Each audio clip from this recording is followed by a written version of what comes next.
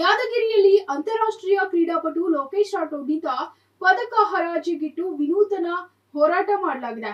ಜಿಲ್ಲಾ ಕ್ರೀಡಾಂಗಣದ ಅವ್ಯವಸ್ಥೆ ವಿರುದ್ಧ ಹಾಗೂ ಕ್ರೀಡಾಪಟುಗಳಿಗೆ ಸೌಲಭ್ಯ ನೀಡುವಂತೆ ಹೋರಾಟ ಮಾಡಲಾಗಿದ್ದು, ಲೋಕೇಶ್ ಅವರ ಹೋರಾಟಕ್ಕೆ ಹಲವರು ಸಾಥ್ ನೀಡಿದ್ದಾರೆ. ಯಾದಗಿರಿಯಲ್ಲಿ ಪದಕ ಹರಾಜಿಗಿಟ್ಟು ಅಂತಾರಾಷ್ಟ್ರೀಯ ಕ್ರೀಡಾಪಟು ಹೋರಾಟ. ಹೌದು, ಕ್ರೀಡಾಪಟು ಲೋಕೇಶ್ ರಾಠೋಡ್ನಿಂದ ವಿನೂತನ ಹೋರಾಟ ಮಾಡಲಾಗ್ತಾ ಇದೆ.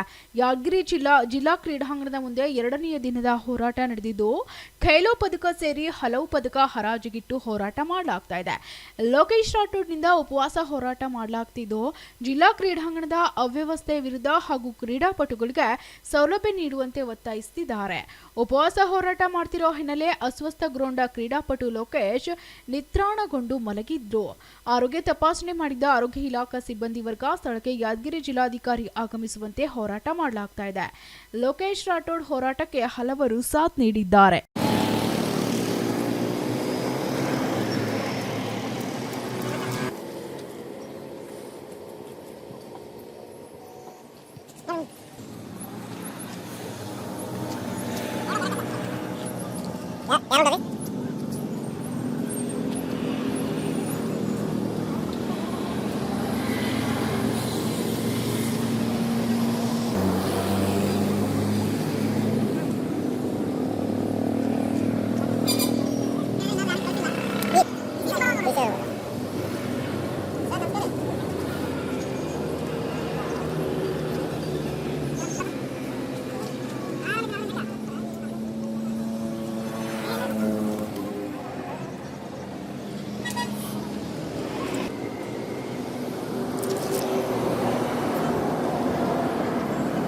Mallannagowda Kamareddy, SSV TV news, Yadgir.